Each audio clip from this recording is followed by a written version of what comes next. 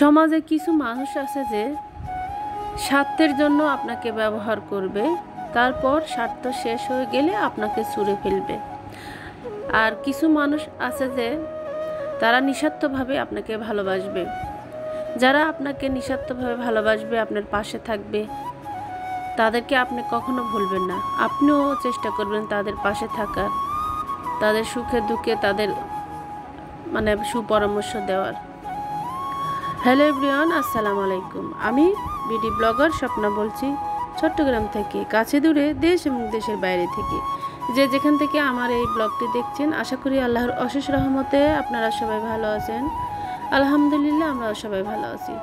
তো অনেক দিন যাবৎ আমি আমার এই ছেলের রুমটি একটু ক্লিন করব, আসলে হয়ে ওঠে না, আসলে এত কাজ কি বলবো।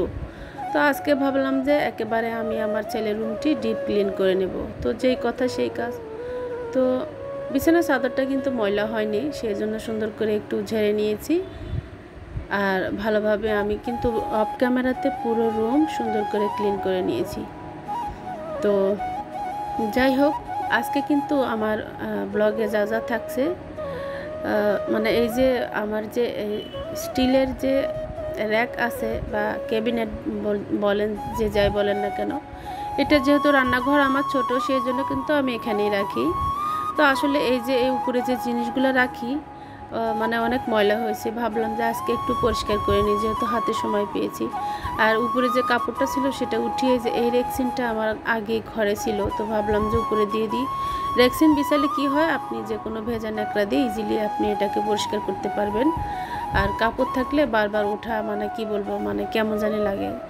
ওই ঘুরিয়ে ফিরে কোনো সময় হয়তো কাপড় দিব, কোনো সময় রেক্সিন ব্যবহার করব। আসলে যখন যেমন ভালো লাগে, আমি কিন্তু তখন ঠিক সেভাবেই আমি আমার বাসাটা গোছাই। জানি না আপনাদের কাছে কেমন লাগে।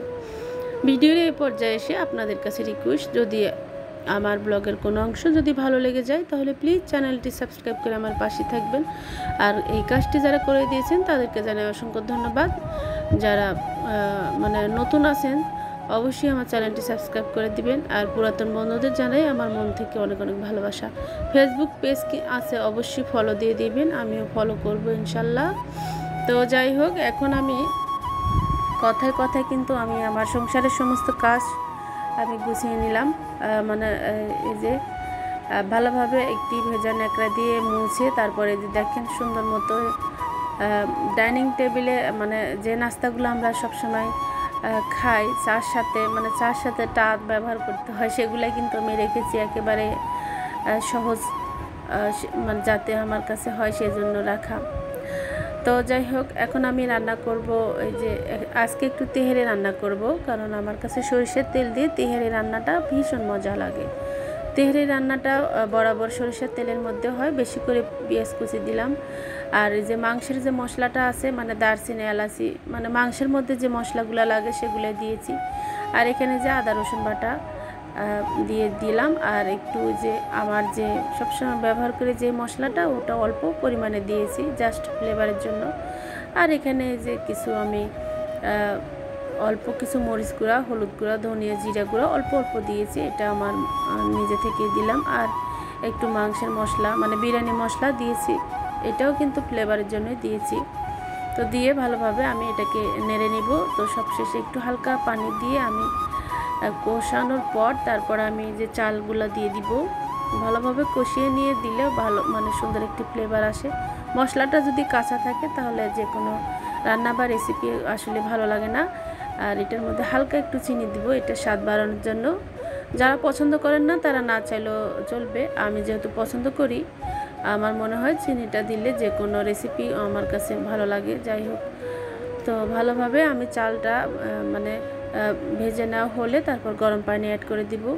একসময় কিন্তু আমি পোলাও বা বিরিয়ানি এগুলো কিছুই পারতাম না, এখন মাশাল্লাহ হাতের আন্দাজে চোখের আন্দাজে আমি মাশাল্লাহ সব রান্না বান্নাই পারি। তো আমার কাছে ভীষণ ভালো লাগে নিত্য নতুন রান্না রেসিপি তৈরি করে ফ্যামিলিদেরকে নিয়ে খাওয়াটা বা সবাইকে খাওয়ানো আমার কাছে ভীষণ পছন্দ। আমার কাছে নাস্তা বানাতে একেবারে আলসামি লাগে না। যখন যে রেসিপি আমার কাছে ভালো লাগে আমি জাস্ট একদম করে ফেলি, সহজ বা কঠিন। হয়তো এক সময় খারাপ হবে, আবার অন্য সময় ভালো হবে। তো ভিডিওর মধ্যে যদি কোনো মানে শব্দ হয় প্লিজ আপনারা ক্ষমা সুন্দর চোখে দেখবেন। তো যাই হোক, আমি কিন্তু সবশেষে একটু গুঁড়া দুধ অ্যাড করে দিয়েছিলাম, আর লবণটা চেক করে নিয়েছিলাম, ঘি অ্যাড করে দিয়েছিলাম, কিশমিশ বাদাম এগুলো আর বলা হয়নি, এগুলো দিয়েছি। তারপরে যে আমার আলহামদুলিল্লাহ আমার এই যে সব কিছু সার্ভ করে নিয়েছি। এখানে আমি এই যে টেবিলে একটু লাচ্চা করেছিলাম, তারপরে যে যোদ্ধা শ্যামাইয়ের যে একটা জর্দা বলে ওটা করেছিলাম। তো যাই হোক, প্রত্যেকটা রেসিপি ভীষণ মজা হয়েছিল। তো আলহামদুলিল্লাহ আমরা সবাই মজা করে খেয়েছি। দেখেন কালারটা কত সুন্দর এসেছে না। আমার তেহেরি রান্না সবসময় আমার কাছে মানে আমার হাতে খুবই মজা হয়। আর এই যেখানে আমি কাবাব করেছিলাম অফ ক্যামেরাতে, আসলে এত কিছু দেখালে ভিডিওটা বড় হয়ে যাবে, সেই জন্য আর বেশি কিছু দেখলাম না। তো প্লিজ ভালো লাগলে একটি লাইক করে দিবেন। আর এই যে একটু সাবুদানা দিয়ে নাস্তা করে মানে বানিয়েছি, তারপর শরবত করেছি। যদিও এই ভিডিওটা আমার আগেই করা ছিল, তো আজকে আপনাদের মাঝে শেয়ার করে দিলাম। আসলে ভিডিও অনেক জমা হয়ে গিয়েছে, আস্তে আস্তে এগুলো যদি না শেয়ার করি তাহলে কেমন হয় বলেন। সময়ের কারণে আসলে অনেক কিছুই শেয়ার করতে পারি না আপনাদের সঙ্গে।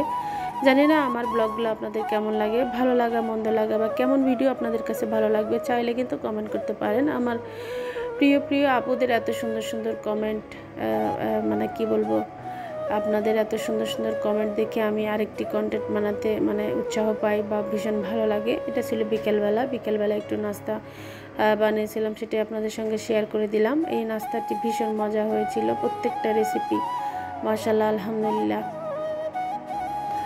তো যাই হোক, বুটের সাথে আমার কাছে ওই যে মিহিদানা না থাকলে না খেতে ভালো লাগে না। ভাজিপুরি এগুলো আসলে বাচ্চাদের জন্যই করা হয়, ওরা আসলে খুবই লাইক করে, সেজন্য করে নিয়েছি। তো যাই হোক, ভিডিওর মধ্যে কিন্তু অনেক ভুল ত্রুটি হয়, প্লিজ ক্ষমা সুন্দর দেখবেন সবাই। আর যারা আমাকে সাবস্ক্রাইব করবেন অবশ্যই ফুল ভিডিও দেখে সাবস্ক্রাইব করবেন, ফুল ভিডিও না দেখলে কিন্তু সাবস্ক্রাইব হবে না। তো যাই হোক, তো এটা ছিল